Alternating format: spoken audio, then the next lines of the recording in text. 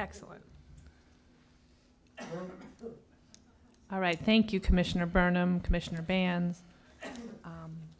And we have five commissioners here. So we do have a quorum, and we have Mr. Matthew Power from MICUA here for his presentation. Mr. Power, if you could please aim to present for about 30 minutes and reserve the rest of your time for questions, please.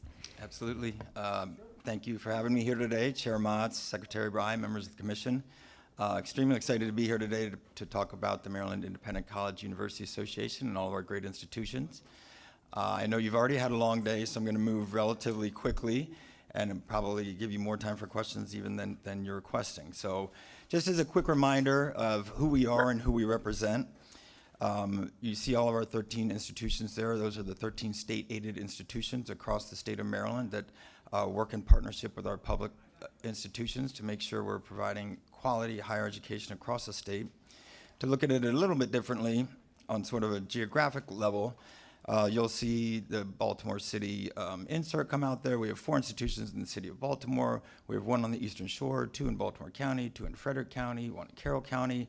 And we have a fantastic spread across the state of Maryland, offering opportunity and access for Maryland students as well as those from out of state. And then as part of the work that we do as an association, as well as our institutions tapping into the association and into higher education policy across the state of Maryland, I think it's always important to talk about the things that we do in partnership with the state of Maryland. We, in Maryland, it's always been the three-legged stool. We have 3 legs of that stool: the independent sector, our 4-year public institutions, and our great community colleges throughout the state. And so it's not just that we give students an opportunity to get educated at our schools, it's also that we participate in the Segmental Advisory Committee, the longitudinal data system. I won't read all of those different components that we participate in, but we've used the expertise from our campuses and from within our association to help Maryland meet its higher education goals. And I think that value has always proven incredibly important to both the Commission as well as our higher education policies and goals throughout the state. When you talk about degrees, I would say that we punch well above our weight class. 38% of the nursing degrees in Maryland come from MICUA institutions, 30% of the STEM degrees, and 50% of the education degrees across the state. We're a smaller segment, obviously, than our counterparts in the 4-year publics, but we do an incredible amount to help educate the populace of the state of Maryland. One last note on degrees, 28% of all degrees conferred by 4-year institutions in Maryland are given by MICUA institutions, 49% of master's degrees, and 35% of doctoral degrees. Those degrees help create the innovation economy. They are the ones that are out in front on AI. They're the ones who are helping make Maryland more competitive. We wanted to talk a little bit about loans and default rates. We have some of the lowest default rates in the nation. We do better than our peers for the most part, and our students usually are earning, which we'll get to a little bit later, a little bit more than our counterparts in some of the other segments. I'm sorry, Mr. Power. I just got a text from one of our commissioners that there's no volume. Can any commissioners hear me? Commissioner Burnham? All right. Could we please ask and the on-air sign is off too. That might have something to do with it. We were on air at 2 o'clock. Sorry, Matt. That never happened. I've not spoken a word yet. Okay, can you all hear us now? Great. Thank you for the text, Commissioner Williams. How long ago did it go out? Was it just a minute ago, or should we ask Mr. Power to start his presentation again? Start the presentation again? I didn't hear. You didn't hear any of it? No. Excellent. All right. Well, sorry about. Oh, and can you hear us now? Because the on-air sign is off again. Can you hear us? Yes. Yes. Okay. Yes. Thank you. All right. Mr. Power, if you could please take it from the top. Absolutely. My name is Matt Power, President of the Maryland Independent College University Association. Madam Chair, Secretary Rye, good to be here. Members on Zoom, commissioners, very happy to see you and hear from you. I'll move through the presentation relatively quickly, although now I can't see what slide I'm on because all I can see is the commissioners and All right, let me go back to where I was. All right, we'll start here, and we won't do all the institutions, but I was trying to just demonstrate for the commission our geographic spread and where our institutions are located on the Eastern Shore, in Prince George's County, Montgomery, 2 in Frederick, 2 in Baltimore County, and 4 within the city of Baltimore itself. And I will repeat this because it's worth repeating. You know, Maryland has long recognized the three-legged stool of our incredible four-year institutions, our incredible independent colleges, and the community colleges that result in the ecosystem for the state of Maryland and higher education. The funding formula Mr. Phillips mentioned before is based upon that. And I think it's important to note that as a segment, we participate in a lot of things, and we're thankful for that opportunity in the great state of Maryland, that the independent sector participates in a number of different councils, coordinating bodies and different entities to help make sure that we can bring our voice to the table so that all segments of higher education are represented. And so we work with the Secretary and the Segmental Advisory Committee. We have a role in financial assistance. And the state has long sought to utilize the independent colleges and our expertise from our campuses, from our students, to inform higher education policy across the state. And that's true for the administration, that's true for this commission itself, that's true for the General Assembly. And we're incredibly grateful for that partnership and incredibly grateful to have a seat at the table so that our voice can be heard. When it comes to degree production, we really do a phenomenal job. We outperform really our size in many different ways. 38% of the nursing degrees in Maryland are from MICU institutions, 30% of STEM, 50% of the education degrees in Maryland. So when you talk about the blueprint, we'll talk about it a little bit more later. It would be very hard to do without the MICU institutions pulling their weight in that effort. And now the clicker doesn't work, so if you wouldn't mind advancing the slide, that would be great. Thank you. No, I can't. I'm good. So just one last thing on degrees. 28% of all degrees conferred by 4 years, 49% of master's degrees, and 35% of doctoral degrees. And that really is what makes Maryland one of the highest educated states in the country. We are always in the top 3, depending on how you rank it. And that doesn't happen without the MICU institutions working through and making sure that we're conferring those master's and those doctoral degrees. Thank you, the clicker is working again. We talked about loans. I know that the commission was interested in that. Our default rate is much lower than our peers, although our peers do very well as well compared to the national average. Our students graduate quickly, and as a result, they often are in the workforce faster and earning slightly more than some of their counterparts. This is a really important one for us, obviously. I think there's a misnomer in the state of Maryland that Maryland is one of the only states that somehow supports its private four-year institutions.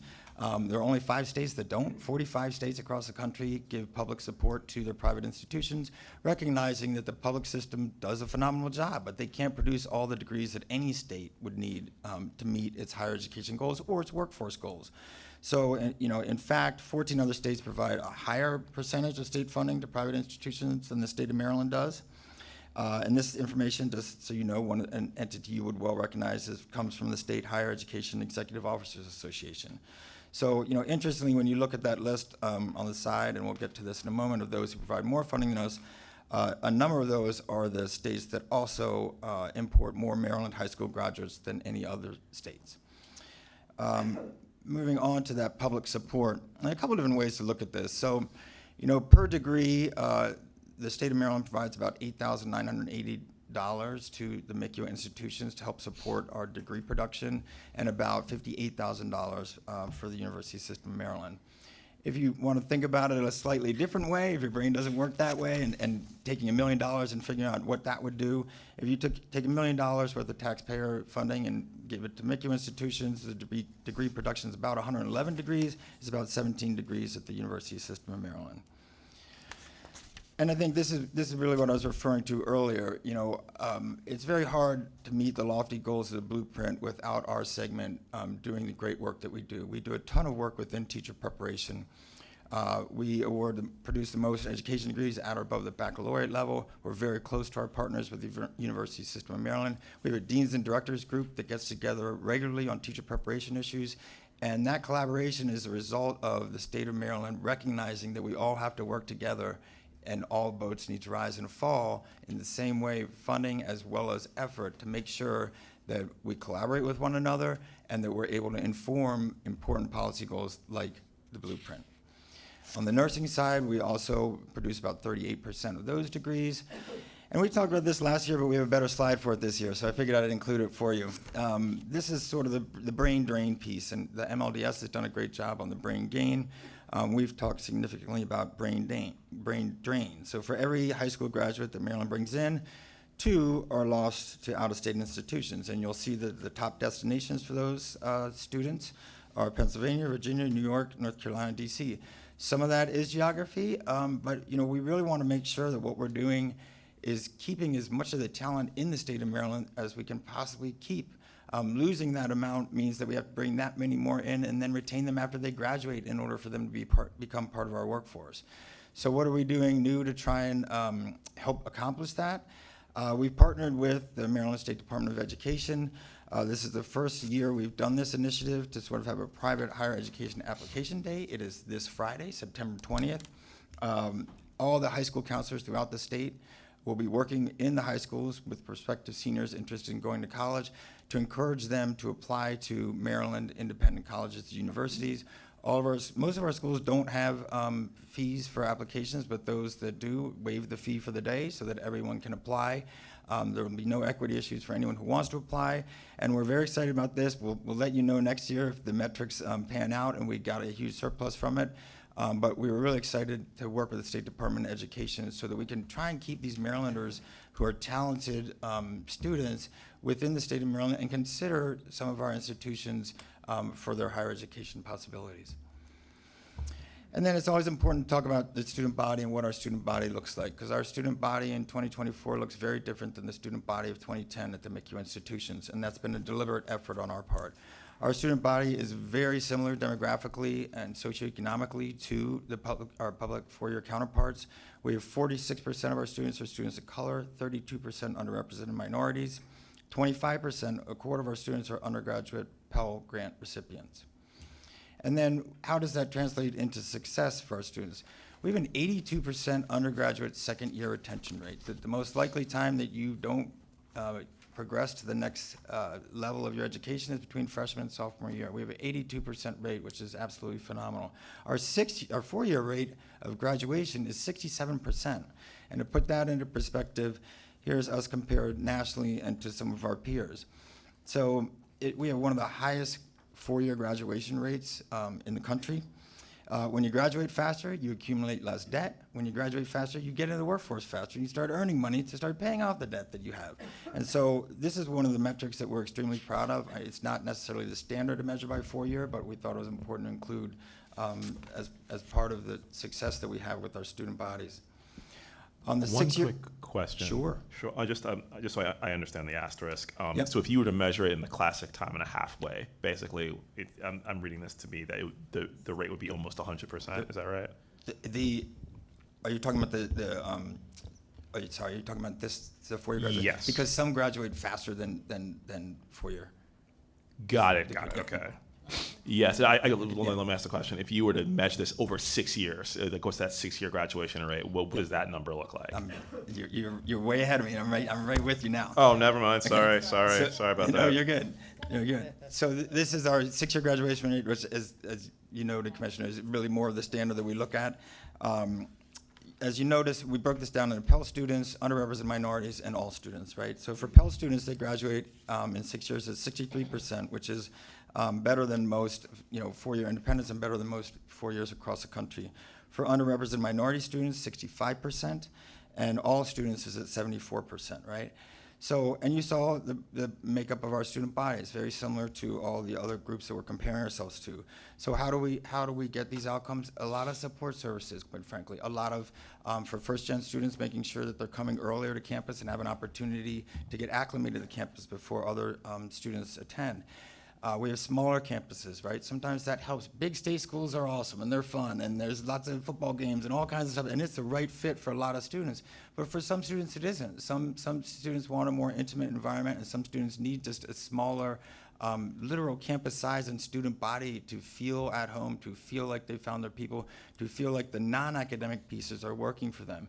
And that's what we're able to provide on a number of our campuses. I think another factor that is really helpful in that is our student to faculty ratio, right? Our professors know who our students are. The students know their professors. They go to the hours that the professors offer them. They're working with them closely. It's a small difference numerically, but it's a big difference to be under 10 and or not. And so we feel that interpersonal connection is one of the reasons that students do particularly well. And I think the commission had asked specifically about different demographic groups. We do extremely well with Black and Latino on the 6-year graduation students, but on the graduation rates. In fact, Hispanic students, Latino students graduate at a higher rate than our all student number, which was 74%. Black students are graduating at 60%, which is a high number in the 6-year rate compared to the US total and compared to some of our peers. So we're very proud about these outcomes, but they don't come easy and they don't come without partnerships and support from the state of Maryland. So just one more map for you, because at heart I'm a map person. This is to show you sort of our minority enrollment at MICU institutions. We have 3 majority-minority undergraduate schools within our system, and 6 of the MICU institutions have more than 40% minority undergraduates. So those numbers are dramatically different than they were in the past, and it's been a very deliberate effort on our part to make sure that we have a diversified campus and a student body where everyone feels welcome. On the earnings side of things, we're very comparable to our peers as well. There's practically no statistical difference between the two, but it just shows that they're getting out in the workforce, they're working and they're earning money, and their earnings continue to accelerate as they continue to work. I know the commission is very interested in enrollment. These are combined enrollment projections, so we do anticipate increased enrollment through 2028. But when you break that out, you know, we have the same difficulties that everyone is foreseeing, right? Our undergraduate enrollment remains steady, but it's hard to increase that undergraduate enrollment. There's the cliff, there's other components. You're very familiar with this issue. I'm sure the others who have been up here have talked through this issue. It's a challenge for us, and as you read the Chronicle, as you read Inside Higher Ed, you know, smaller liberal arts colleges with the atmosphere that I was describing before are under a significant threat and are really living on the edge, trying to make ends meet and making sure that they're meeting the needs of our students.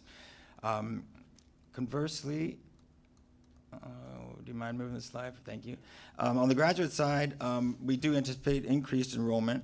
And as we noted before, you know, this is really where the innovation economy comes from. Employers come to the state of Maryland as much as there are complaints about the regulatory environment in Maryland and the business environment in Maryland.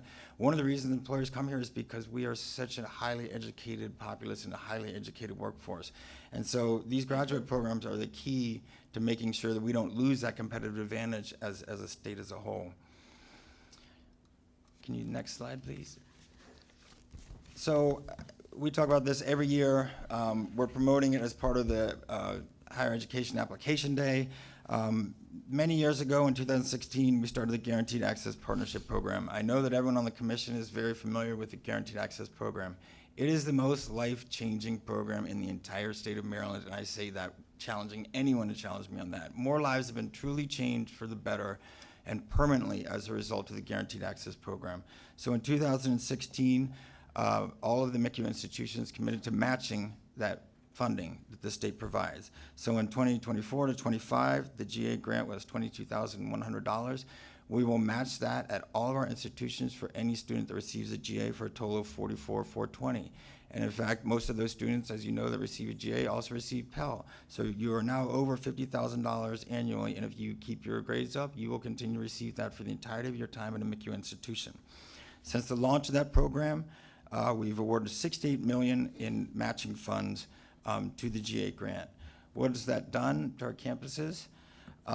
It's helped us diversify our campuses tremendously. You can see where the start of the program is in 2016.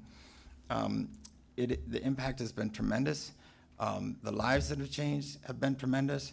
What it's done to our faculty and our student body has impacts well beyond the individual. It uplifts the campus. It helps everyone see that there's a future for them, and that this Guaranteed Access Program is a way to change the future course of their lives permanently and allow incredible opportunities and career opportunities to come their way in the future. Lastly, I do want to mention again our efforts in teacher preparation. We have 11 schools involved in teacher preparation. We're very involved and working closely with MSDE on the blueprint. Our Deans and Directors group, that's a partnership between the publics and the privates, meets regularly and has been providing a tremendous amount of input. And we're very proud of the work that we do there, and we're very proud of the teachers that we have and the teachers that have won awards throughout the years. Now we get in the nitty-gritty a little bit. Here's where our ask comes, and here's where we look for your help and assistance. Our capital funding, MICULA has a capital funding program. We manage that fund and do the competitive rankings and create a 5-year CIP that we submit to budget management, and as part of that, we work to make sure the best projects come forward each year from our collective institutions. Every dollar that we get from the capital program from the state of Maryland, we match at least 50-50, if not overmatched by a significant amount. So the dollars go far. You see the trend line there. Those aren't the trend lines that we like to show as much as some of the other ones. This year, we are in the governor's CIP for $8 million. We're asking for a little bit more than that, and I'll get to that in just a moment. On our Sellinger funding and program, also not our favorite trend line. As Mr. Phillips noted before, the CADE formula and the Sellinger formula are both tied to USM. And so we were also rebased like the community colleges were last year. I think the important thing that we'd like this body to recognize is that, is the historic importance of making sure that there is still that link between the 4-year publics, the 4-year privates, and the community colleges, and that when one gets cut, everyone gets cut. When one rises, everyone rises. And so what we're really seeking from you is your support in full funding for the existing Sellinger formula. We know that it's been rebased, but we want to continue the link between the two. We want to continue to make sure that we're being treated equitably and that we can continue to produce the degrees that the state of Maryland needs in order to create the economy that we're trying to create. So anything you can do to help support the existing formula would be exceedingly helpful to all of us. On the capital improvement program, for 9 years, we've been in for about $8 million. We're seeking the commission's support to try and get that up to $14 million.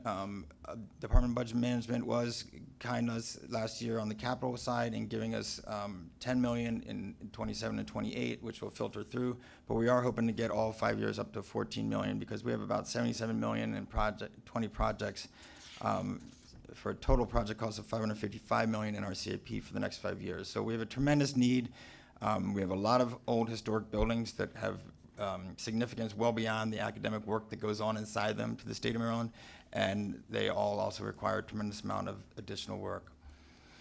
Lastly, this is our actual ask, and I know we'll be presenting to your analysts as well as budget management shortly, but Hood College has a project in for the Hodson Annex, a nuclear magnetic resonance lab, cybersecurity labs. McDaniel is looking for health science, behavioral science, and education space, and Stevenson is constructing a music performance stage wing connected to its black box theater.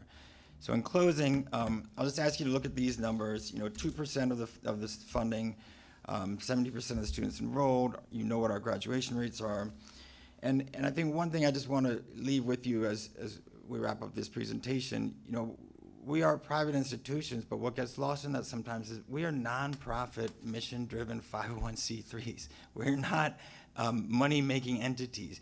Some of our schools have existed for over 200 years to try and partner with the state of Maryland to create this, both the students, the citizens, the human beings, the residents that contribute well beyond the time that they have on our campuses.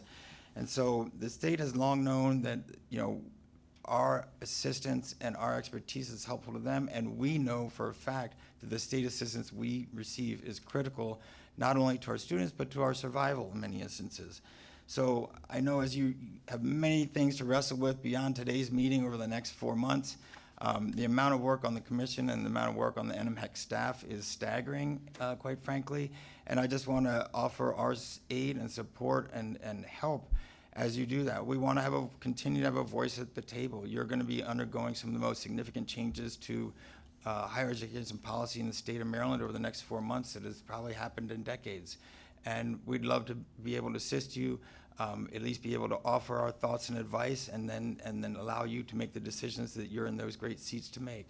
So with that, I will conclude my presentation, and thank you very much for having me here today, and thank you for giving us the time to present. Great.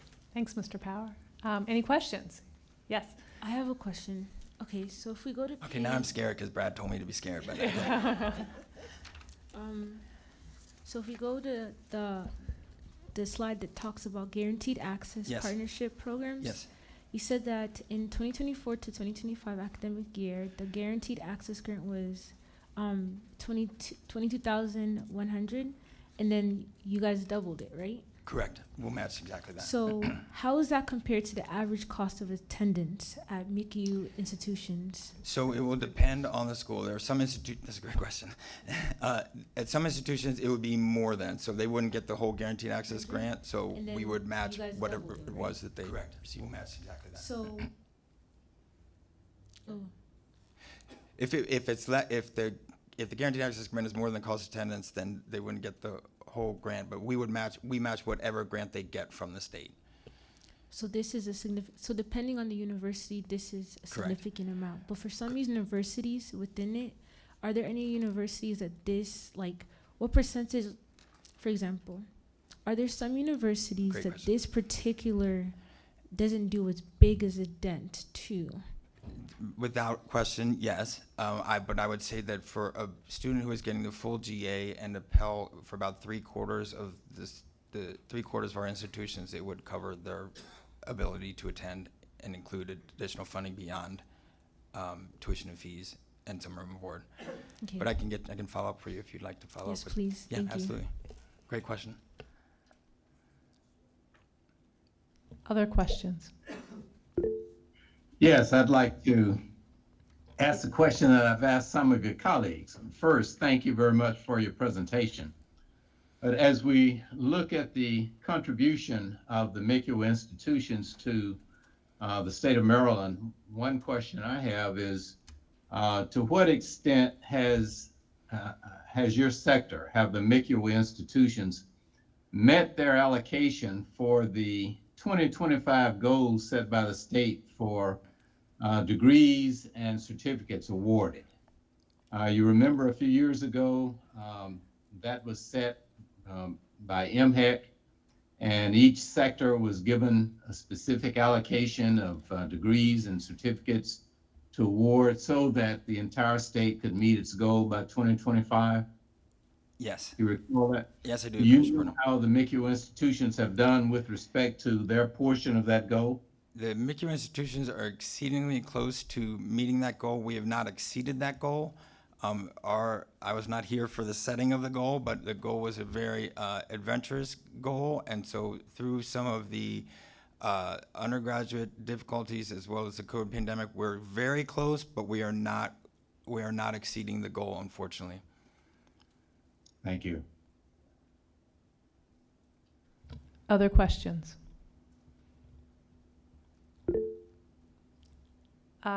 Commissioner Williams?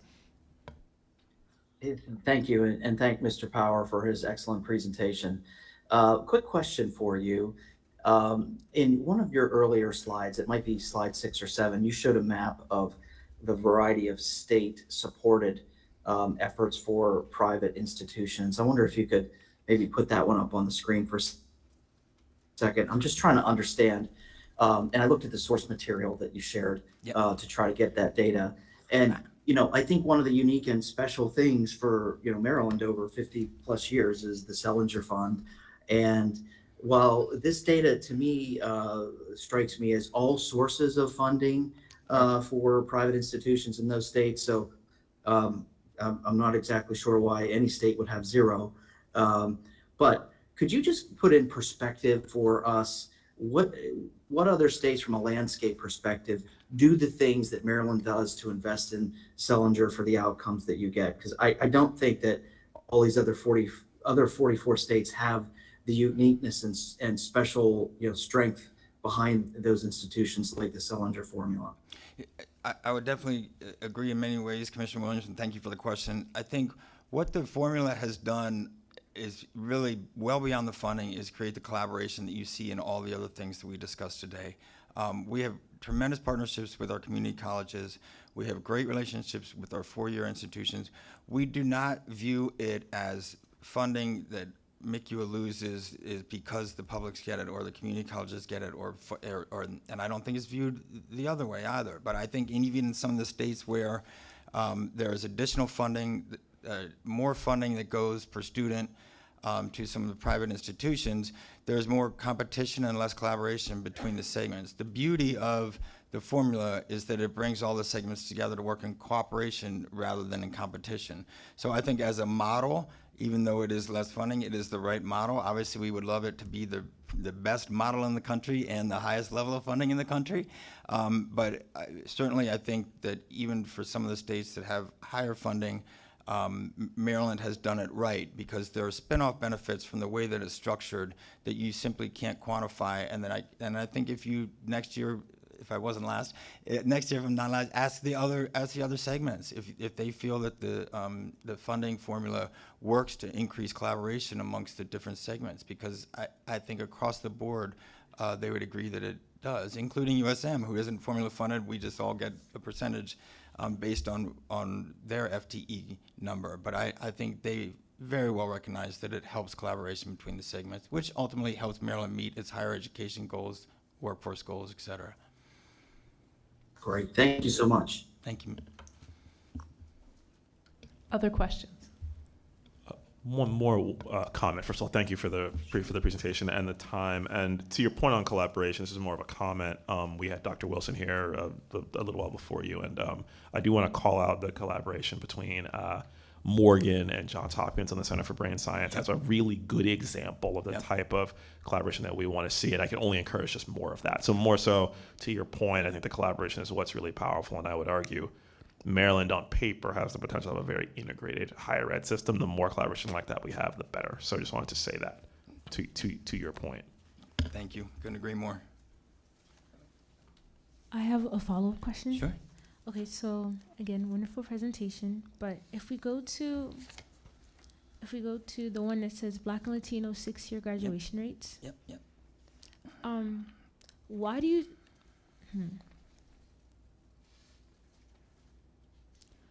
What kind of infrastructure do you think MICUA do you know that MICUA has that makes their graduation rates for Latino and Black very substantial? Do you have like mentorship programs? Yes, absolutely. We have mentorship programs. We have there's a tremendous amount of work put into making sure that everyone feels comfortable on campus. There are tons of student groups. There are tons of different ethnic festivals. There are tons of different ways in which students come onto campus early to make sure that they find their peers, they know their peers, they feel at home. And I think the campuses support and have embraced diversity initiatives across the board over the last decade to make sure that it's an inclusive environment where everyone feels recognized, feels like they see people like themselves, and is able to thrive as a result of that. And sees faculty like themselves too, is another huge part that we've been working on tremendously. And I'm curious on like partnerships that you have with like other institutions outside of MICUA. We do a tremendous amount with our four-year counterparts, and as Commissioner Agu just mentioned, as well as our community colleges, a lot of articulation agreements, a lot of transfer agreements. We don't do too much out of state, but it's primarily within state that we have those strong partnerships. We do a lot of 4+1, we do a lot of 2+2 agreements. We just announced yesterday or last week an agreement, a 4+1 between Goucher and Notre Dame University. So we're always trying to make sure that we're using the existing resources we have and not duplicating those efforts, so that if a student goes to one institution but wants to get a master's degree with a +1, that they can transfer easily and not have to restart and get another 2 years for a master's degree as opposed to one. Thank you. Thank you. Other questions? All right. Thank you very much, Mr. Power. Thank you so Great much for job. having me. It's great to be here. Thank you. Mr. Newman, I think you're our closer Yay. before we get to Dr. Dow, but I will with be respect to the budget. I will be very brief. This is a promise that I can keep at every budget meeting. I will make the shortest presentation. I'm just here to talk about Maryland's regional higher education centers. And as you can see on the screen, can we go back to that first screen, please? I didn't do that, so.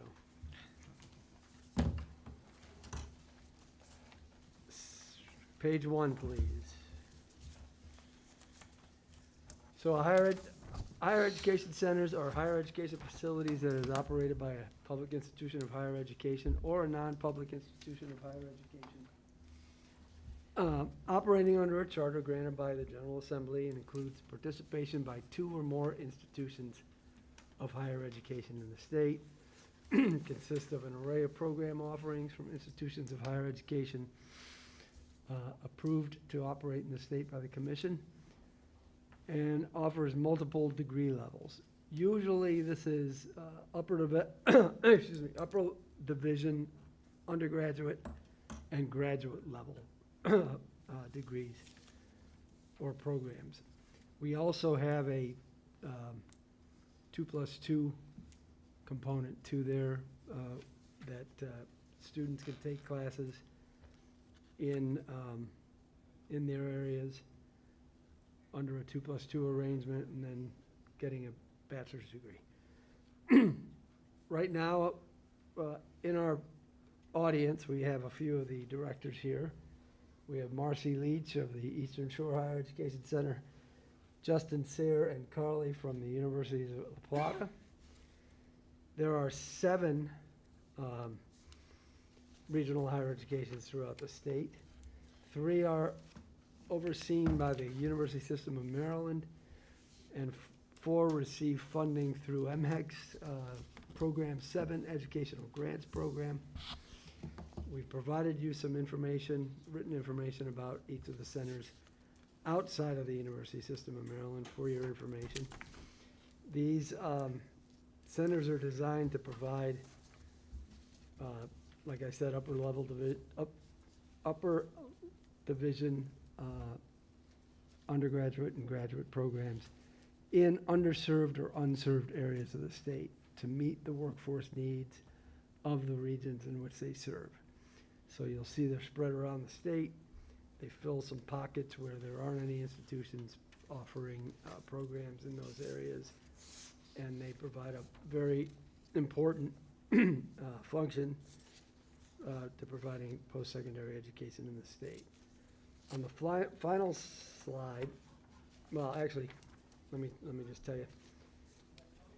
The funding strategy for the non-USM institutions includes a base allocation of $200,000, incentive funding for the target FTEs, lease funding, and special funding for one-time projects or startup costs. Annual funding over the last several years has been about $1.4 million, and that's what we are expecting from the Regional Higher Education Summit funding for fiscal 2026, and you can see how the funding was provided in fiscal 2025. And if there's anybody who wants to say anything about their center, please feel free. On your last page, page 6, so it's all non-USM. These are the non-USM centers. Non-USM. Yeah. They And receive I- funding through MHEC. Oh, and USM is part of the USM budget that Correct. they just presented this Yes. morning. Thank you. Yep. First of all, Jeff and everyone, thank you so much for the time and the help. 2 just basic questions. 1, do we have a figure on how many students are currently attending a regional higher ed center, even in ballpark? We can get those figures. The enrollments are attributed back to the home institutions. That was my are second providing the question. programs. Yeah. Yeah. Yes, my second question is if I went in MLDS and tried, I would not be able to look it up by regional higher ed center. It would be by their home institution. Yes. Okay, got it. Thank you. Correct. Yep.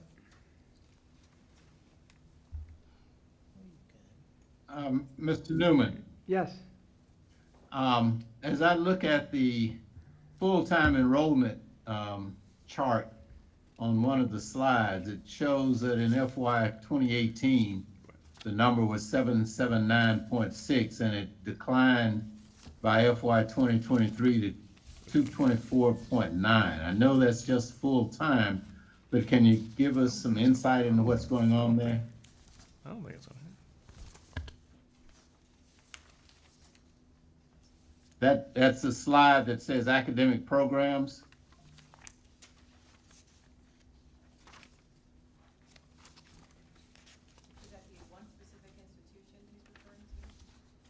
I don't know. I can't tell from what I'm looking at. What are we looking at? It says 15-degree programs, 4 institutions, 1 convenient location. Is that just Arundel Oh, Mills? that's just, I'm sorry, what are we looking at? Oh, okay, sorry. So that would be specific information for the Arundel Mills Regional Arundel Higher Mills, Education okay. Center. Yeah. Okay, Yep, I see. we gave you, Thank a front and back page for each of the centers that are not in the system, so you could have a little, you could read them, you could get a little familiarized with them. If you have questions, you could follow up with me, and I'll be happy to get some answers to you. All right, thank you. Sure.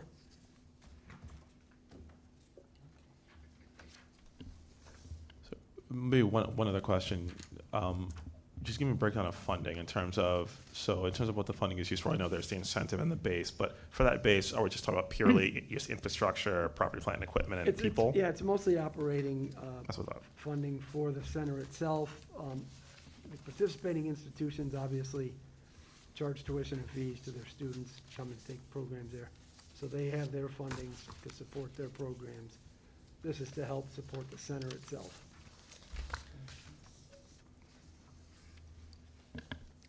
Any other questions? All right. Well, thank you all for making the trip from the Eastern Shore, and is one of you from La Plata? La Plata, yeah. That is really a long trip. Thank you for making the drive. No problem. Thank you. And Mr. Newman, you were right. You were the shortest presentation. I try. Thank you all. Thank you. All right. Thank you. Safe travels home. Hope you can beat the traffic. Dr. Dow, you are truly the closer. I think you've got 2 topics for us. I'll let Two you topics. introduce them. Yes, thank you. Good afternoon, Chair Motz and fellow commissioners. I am here to provide a couple of updates on House Bill 1244 implementation initiatives. One is on the workforce needs analysis, and the other is on mission statement. So let me see if I can advance the slides on my own. Yep, perfect. As a reminder, so these are just simple updates to let you all know where we are, where we're going, next steps, things to look forward to. Workforce needs analysis. As a reminder, we are preparing 4 appendices to the state plan as required by House Bill 1244. The 4 appendices is a list of state and regional workforce needs, a list of academic programs that would address the workforce need, a list of emerging workforce needs, and a list of emerging workforce need programs.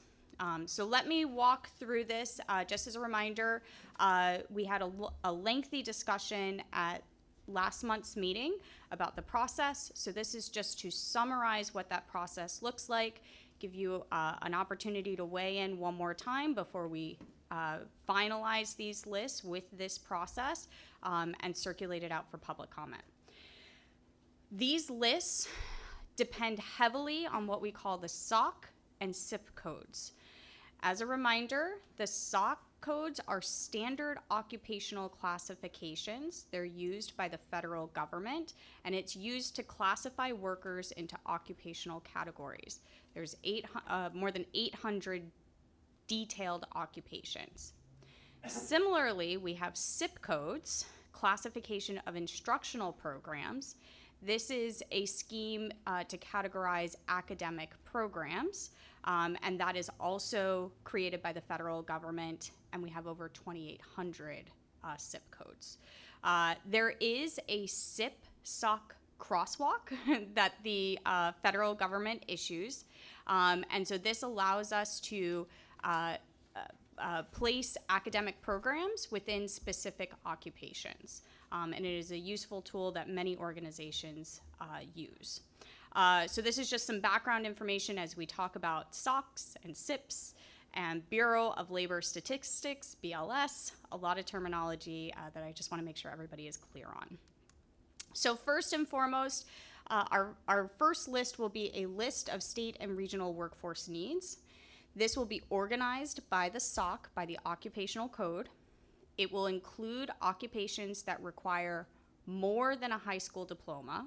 So there are some occupations that only require a high school diploma, so that we're only going to include ones that require more than a high school diploma per the Bureau of Labor Statistics standards. So those categories include some college no degree, a post-secondary non-degree award, an associate's degree, bachelor's degree, or a doctoral or professional degree. This list will be sourced from two primary resources. One is occupations with more than 1,000 new job postings on the Maryland Workforce Exchange in 2023, and occupations with more than 1,000 total new openings over the next 10 years. And those new openings are derived from growth, labor force exits, and transfers. And this all comes from the labor projection data that was discussed at last month's meeting. We will also highlight the key or targeted industries as identified by Commerce, and that will be this initial list. We will not have capacity to do a regional analysis for the 2025. We will hold that analysis for the 2026 iteration. Questions on this before I move on to the next list? Okay. The second list, a list of academic programs that would address the workforce need. This will be organized using that SOC to SIP crosswalk. It will identify existing programs using the SIP codes at the specific education level for the occupation, determined by BLS, and it will include the past 5 years of degree production, so we can see the program's contribution to the workforce need as we think about new programs. It will also identify SIP codes that crosswalk with that specific occupation code in which we do not have existing programs in the state of Maryland. We do recognize that there is limitation on using the occupational codes. It will be a limitation that we have with this initial list. We need to start somewhere. But as we promulgate these lists, get public comment from our business partners and industry partners, we can consider revisions to these occupational categories that are unique to Maryland. Questions on list number 2, questions or comments in terms of our process for list number 2? If not, we will move on to list number 3. List number 3, a list of emerging workforce needs. So this is going to be sourced using a location quotient methodology derived from the Maryland Department of Labor, our economist colleague, using that same projection data. So to clarify, the location quotient methodology is the concentration of an occupation in Maryland. It will be calculated as the percent of Maryland's workforce in a given occupation divided by the percent of the national workforce for that same occupation. So if you see a 1, that means that the occupation is just as concentrated in Maryland as it is nationally. If you see a 2, the occupation is twice as concentrated in Maryland as it is nationally. So this list of emerging workforce needs will include occupations with a location quotient less than 1, meaning that it is less concentrated in Maryland than it is nationally. And again, we will contextualize these occupations with key industries from Commerce.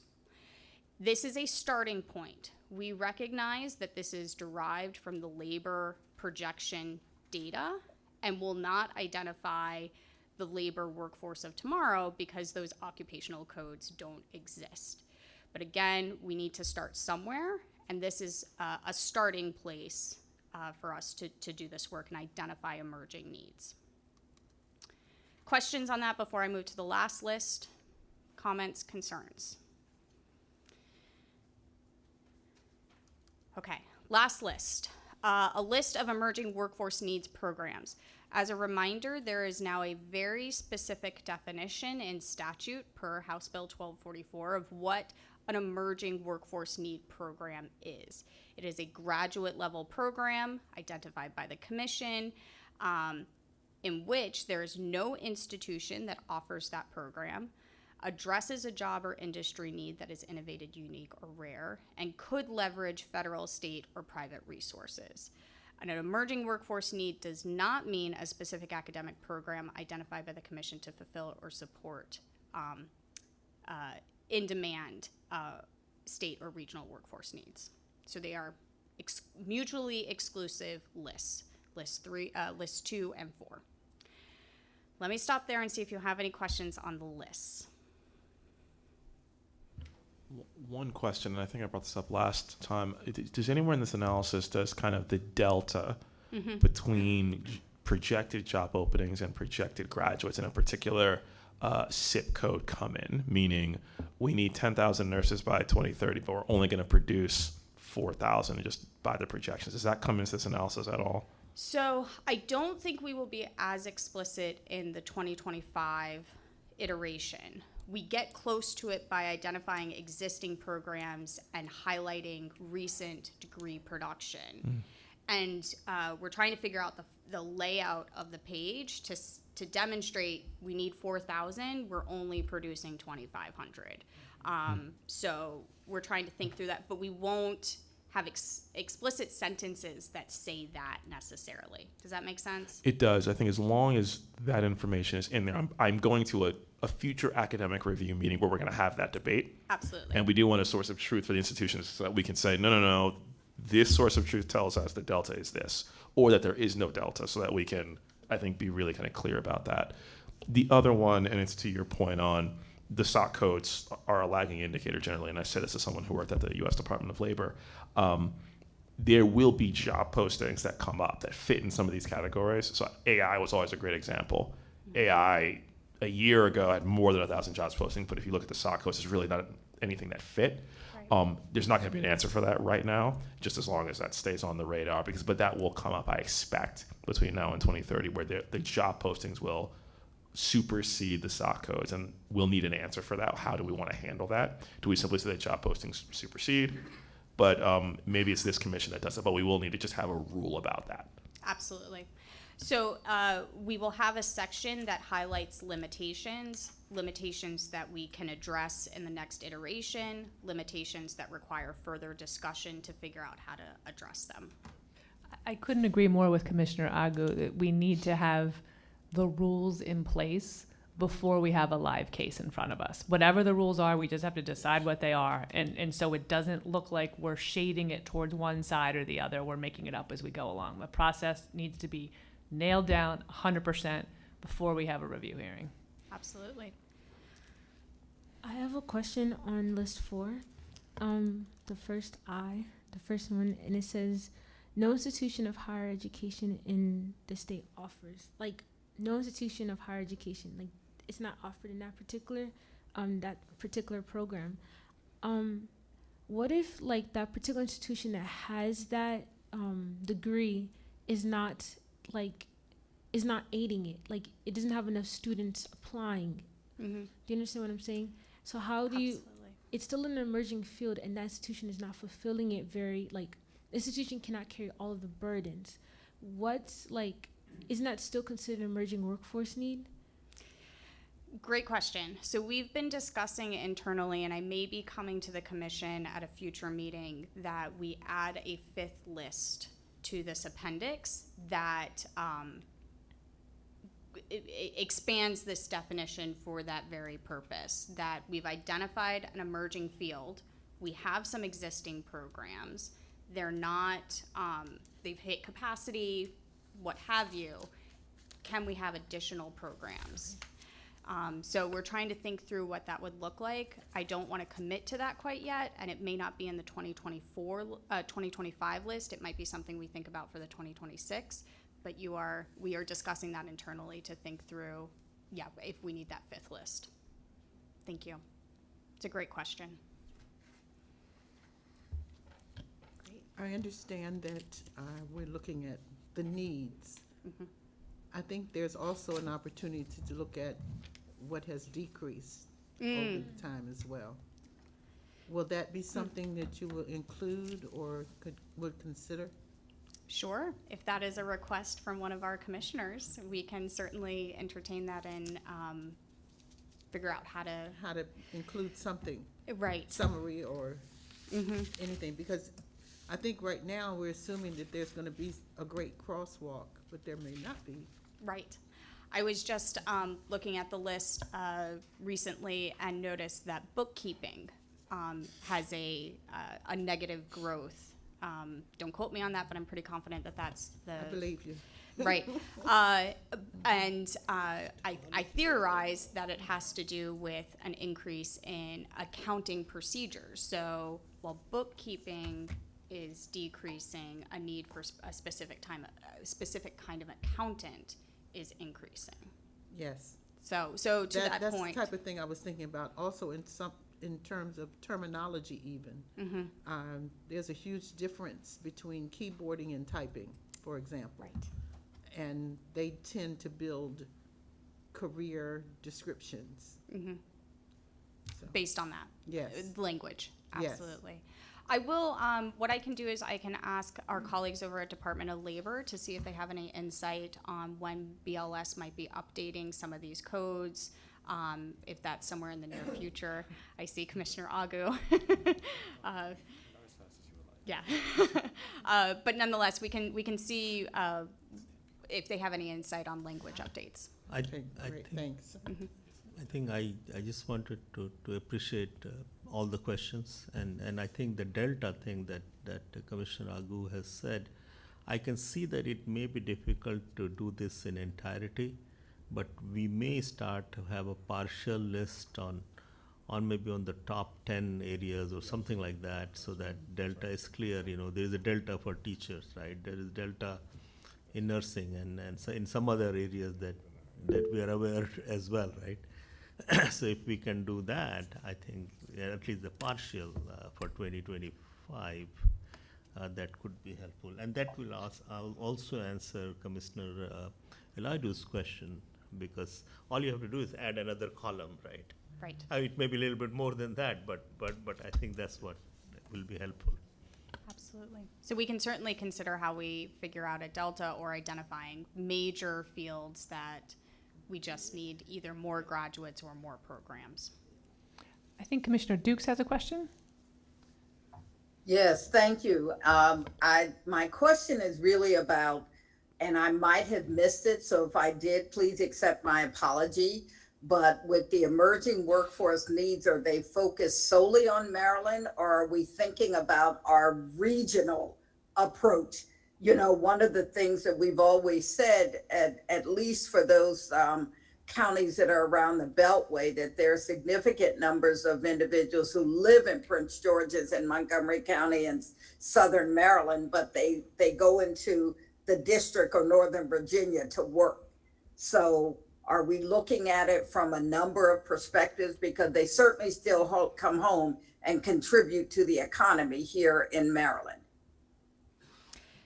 Thank you, Commissioner Dukes, for that question. I think that will be a limitation for the 2025 iteration, but we can work with Department of Labor to better understand. And in that context, when we say region, we're not talking about regions within the state, but instead the state within a larger national region. So noted, and we can think through what that looks like and explicitly state it's a limitation. Right now, the emerging fields is specific to Maryland, but we can think through what that looks like for future iterations. Great question, thank you. And if it's appropriate, I would expect you all to come back and say to us too, whether that's appropriate or not, so. Fair enough. Thank you for that. I see there's another question. Who is that? Did somebody else have a question? Yeah, Commissioner it's Vance? Kathleen. Oh, yes. Thank you. Thank you for laying this out so clearly for us. One of the things that is just more of a comment than a question. So today when we were hearing from the different institutions, which has been fascinating, there is a delay in data because they haven't frozen their enrollment data, so they don't have that. So you will also have a delay in data because it will take you time to get your graduation numbers, but what you won't have reflected will be what's in the pipeline, like how many students might be coming through. So are you thinking about the timing issue and the impact that data is very specific to a context and to a point in time? Thank you for that question. I am, our agency receives both enrollment and degree data from the institutions, and it lags only about a year. So we have pretty recent information. So I'm not concerned about the time lag. Where I do have a moment of pause is when we do talk about SIP codes and making sure that campuses have accurately represented their programs. We just received a request for a biology-oriented program that used to live in an agricultural SIP code because that was the origin of the program. But over the years, it has changed. It has become far less agriculturally oriented and more biology oriented. And so the institution has rightfully so put in a request to change that SIP code. So that is the data consideration that I have a bit of pause when we talk about SIP codes. It is the best way to categorize the programs at this time. So I won't be surprised if I hear when we put this out for public comment concerns about that. So in summary, I'm not concerned about the lag. I'm concerned about the categorizations.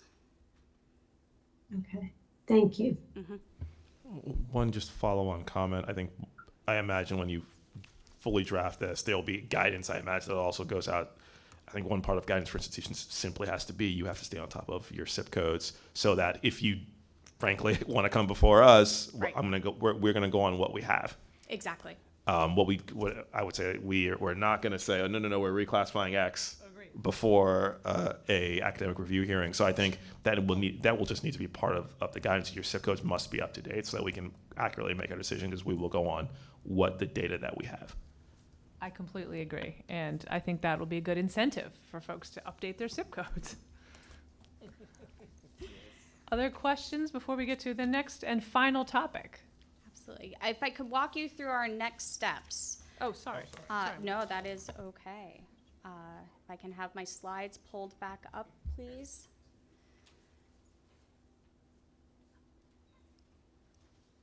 And this is just a refresher from, again, the August meeting.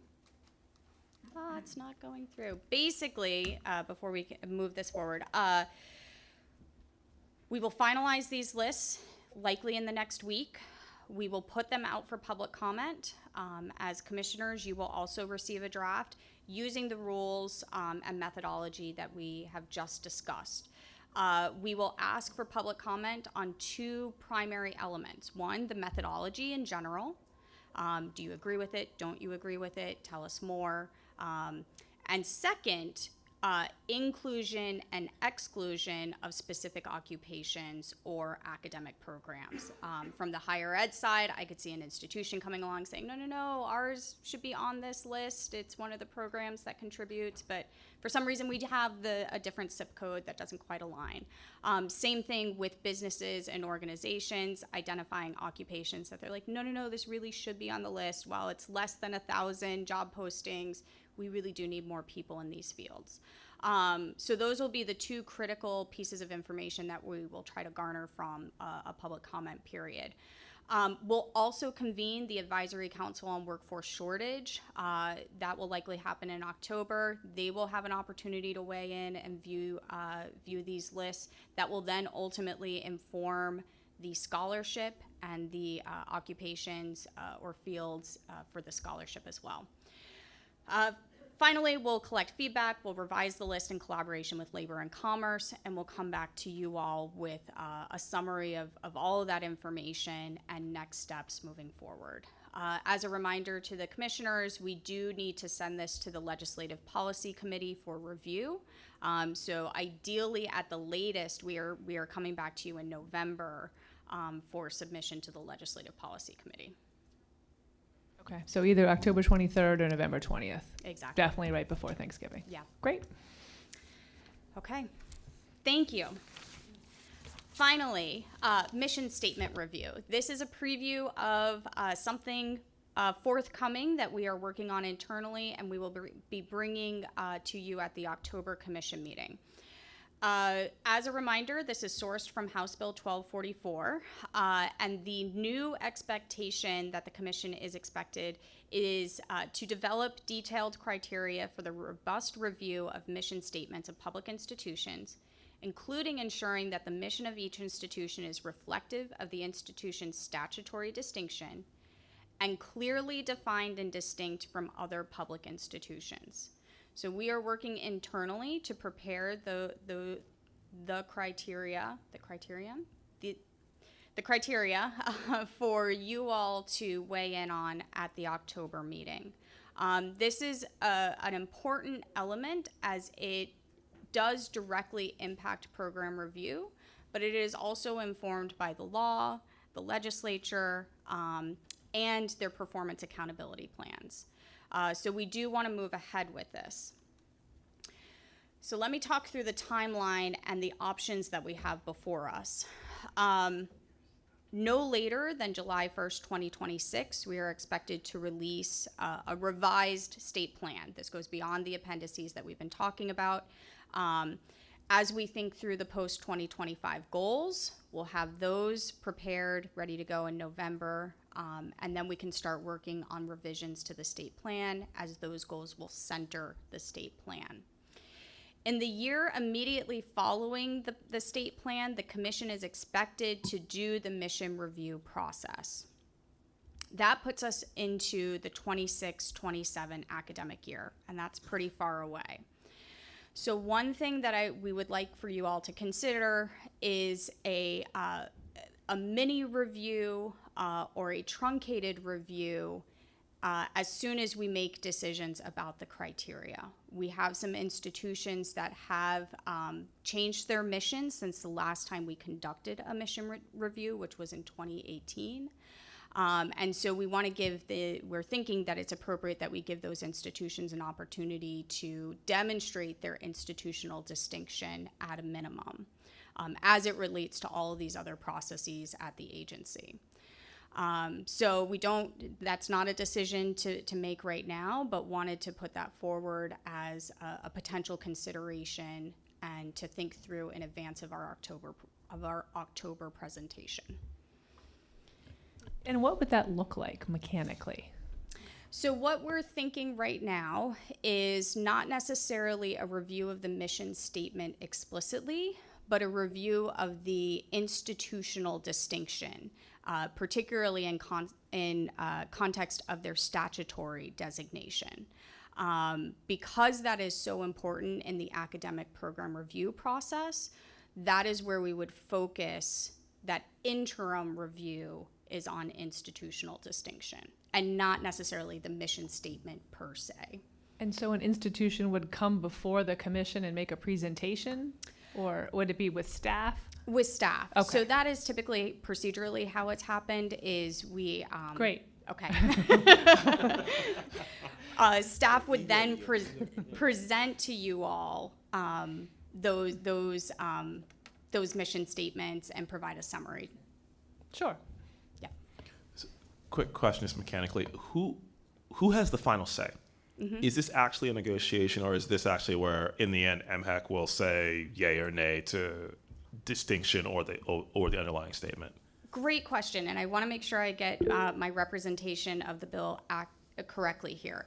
It is a little bit of both, particularly in light of the changes from House Bill 1244. It is both a negotiation, but it is the Commission's final say. So if we do not find that the institution meets the criteria and/or has the institutional distinction that we hope that they would have, we can go back and say, no, we want something different, and we would go into negotiations. The bill, I'm pretty confident, uses the word negotiations in the context of mission statements, and then we would go from there. Got it. Thank you. I think someone on the screen had a question or comment. Oh, Judge Howe. Finally, she speaks from the top of the mountain in North Carolina. I'm wondering who develops the questions as you develop the criteria? So that is exactly what we will be coming to you all in October, is proposed criteria for you all to provide feedback on. All So right, thank we'll, you. We'll start Great it. presentation. Thank you. We'll start it, and then you can all tell us, yes, we love it. No, we don't like it. We want something different. So this would be a big piece of the October meeting. Absolutely. Okay. Well, thank you for the preview. Yep. Sounds like the commissioners are ready for it. Great. Speaking of ready, we are 45 minutes early. Congratulations, everybody. Thanks for a very productive meeting. Thanks to all of our institutional partners, and a particular thanks to the MHEC staff team. As usual, you all did a really great job. Great. All right. Thank Thanks, you. everybody. See you October 23rd. Bye-bye. All right, bye. Thank you.